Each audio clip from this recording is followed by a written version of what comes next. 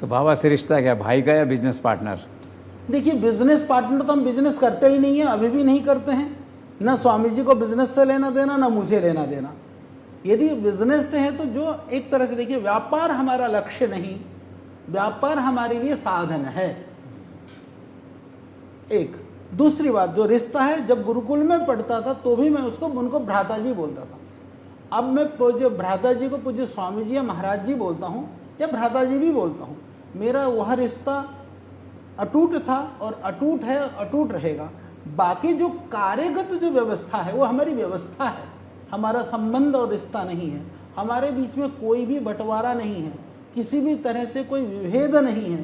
तो इसीलिए, और जहाँ तक जैसा आपने एक चीज़ थोड़ा छेड़ दिया, मैं सारी दुनिया को ये बताना चाहता हूँ, मैं आपके लिए भी, मान लीजिए अब हम हैं, यदि आप कहें कि आचार्य जी आपको जीवन निर्वहन के लिए कितना साधन चाहिए, मैं आपसे पूछता हूँ, मुझको देखते हुए आपको कितना लगता है कि मुझे जीवन जीने के लिए मुझे कोई रईसी का प्रदर्शन करना नहीं, बीवी बच्चों को ब्याहना नहीं, और दुनियादारी में कहीं हमको वो ठाठ बाट के जो है वो करने नहीं।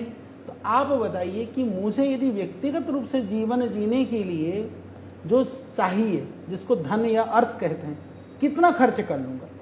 मान लीजिए मेरी जो आवश्यकता है वो तो बहुत कम है, पर उसको बहुत बढ़ा चढ़ा करके भी आप कहें तो मैं कहता हूँ कि मुझे जीने के लिए महीने में 10 लाख रुपए भी मान लो, साल का 1 करोड़ रुपया हो गया, तो मेरे को अभी लगभग मैं 50 पार हो चुका हूँ। 80 का मान लो, 30 साल के लिए 30 करोड़ चाहिए। 30 को डबल कर दो 60 हो जाएगा, 60 को डबल कर दो 100 करोड़ हो गया। तो 100 करोड़ की यदि मैं FD कर दूँ, क्या मैं इस जन्म में उससे ज़्यादा व्यक्तिगत जीवन के लिए खर्च कर सकता हूँ? क्या नहीं कर सकते।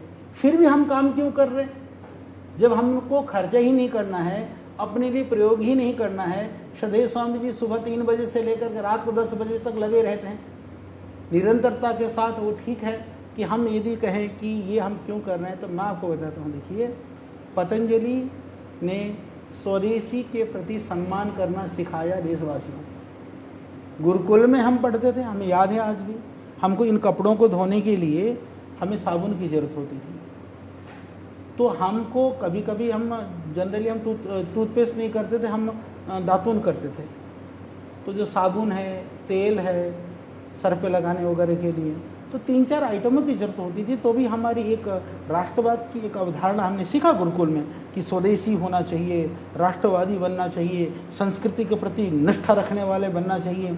जब पढ़ा तो हमको सामानों की लिस्ट में ढूंढना पड़ता था कि ज़रा कपड़े धोना है, नहाना है, तो कौन सा साबुन विदेशी है, कौन सा साबुन स्वदेशी है, तब मिलता नहीं था। फिर साबुन कपड़ा धोने के लिए भी हमको, क्योंकि वो रीन से थोड़ा ज़्यादा साफ़ हो जाता था, बाकी से कम होता था, तो फिर भी हम 2 भाई साबुन, 4 भाई साबुन, कैंची साबुन, ऐसे ऐसे साबुनों के नाम होते थे, मुझे याद है आज भी। वो गोल गोल बड़े बड़े सफ़ेद सफ़ेद इतने मोटे मोटे डल्ले आते थे, उनको ला करके हम कपड़े धोते थे। हमने कहा कपड़ा भले ही न चमके, पर जीवन में स्वदेशी की चमक कम नहीं होनी चाहिए। ये संकल्प हमने गुरुकुल से लिया, और वहीं उसी के लिए आज श्रद्धेय स्वामी जी के पुरुषार्थ से स्वदेशी के लिए आज चाहे कितनी भी कंपनियां खड़ी हुई हों, पर पर्याय के रूप में, अग्रणी भूमिका के रूप में पतंजलि है और पतंजलि ही रहेगा, क्योंकि इतिहास हमेशा साक्षी होता है। दूसरी बात, पतंजलि के कारण से जो लोग पतंजलि का सामान यूज भी नहीं करते हों, उनको भी पतंजलि ने बहुत लाभ पहुंचाया है। पतंजलि के प्रति उनको भी उपकृत, उनका उपकार मानना होगा। आप कहेंगे कि कैसे मानना होगा? सारे विदेशी कंपनियों के, मुझे याद है एलोवेरा जूस जब हमने शुरू किया था, उससे पहले 1300 रुपये लीटर एलोवेरा जूस बिकता था। आज उन्हीं कंपनियों का जूस 200 रुपये में आ गया। हमने 150 शुरू करी थी, हमको नहीं पड़ता खाए तो हमको 200 करना पड़ा। साबुन, शैम्पू, टूथपेस्ट वगैरह जो डेली दैनंदिन जीवन में आप जो प्रयोग करते हैं, उनके आप मूल्यों को आप देखिए, पहले कितने मूल्य में बेचते थे। अब जबकि महंगाइयाँ बढ़ने के बाद में भी उन लोगों ने उन सामान के, उन आइटमों के रेट कम किए हैं, एक के साथ एक फ्री किया है। तो भाई, पतंजलि होने से तुम्हारे परिवार की बचत, तुम्हारे परिवार की रक्षा, तुम्हारे परिवार के लिए क्वालिटी भी, तुम्हारे परिवार के लिए हर्बल भी, आयुर्वेद के कारण से आज हर्बल युक्त, जड़ी बूटी युक्त लोगों को करना पड़ रहा है। उनको जड़ी बूटियों से और हर्बल से कोई प्रेम नहीं है, उनको प्रेम है कि पतंजलि ने जड़ी बूटी के नाम से, जड़ी बूटी के कारण से, आयुर्वेद के कारण से अपनी जगह बनाई है, तो उस जगह में घुसने के लिए जड़ी बूटी को लेकर के आ रहे हैं। तो इससे तो किसानों को भी लाभ हो रहा है।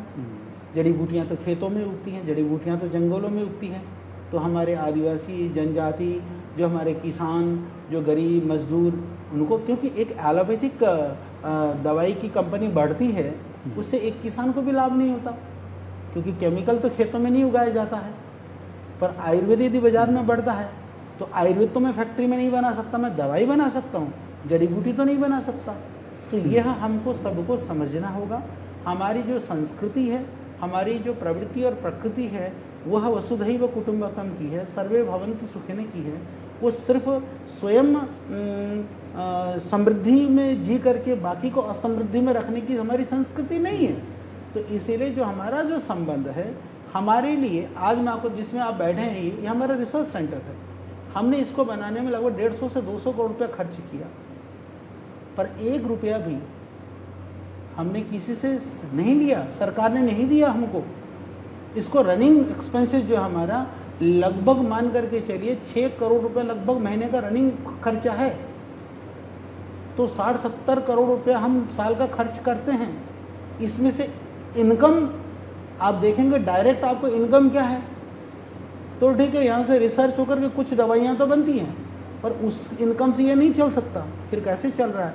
यदि हम पतंजलि आयुर्वेद में बाकी कारणों से, जो साधनों से हमें जो पैसा आता है, आज हम डंके की चोट पर कह सकते हैं कि हमारे पास बायोसेफ्टी लेवल का 3 लेवल का रिसर्च लैब है, हमारे पास 500 से ज़्यादा साइंटिस्ट हैं, हमारे पास वर्ल्ड के टॉप लेवल की फैसिलिटीज़ हैं। डंके की चोट पर हम कहते हैं, पर इसके साथ में हम ये भी कहते हैं, इसको खड़ा करने का सामर्थ्य लोगों के भरोसे ने हमें दिया है। लोग यदि हमें नहीं मानते, लोग हमारे पदार्थों को जो है स्वीकार नहीं करते, तो फिर हम कैसे खड़ा कर पाते? नहीं खड़ा कर पाते। तो इसीलिए लोगों का धन्यवाद है, जो लोग हमसे जुड़े हो उनका धन्यवाद है। बाकी लोगों का तो ठीक है, उनका काम है, वो कर रहे हैं, हम अपने काम कर रहे हैं।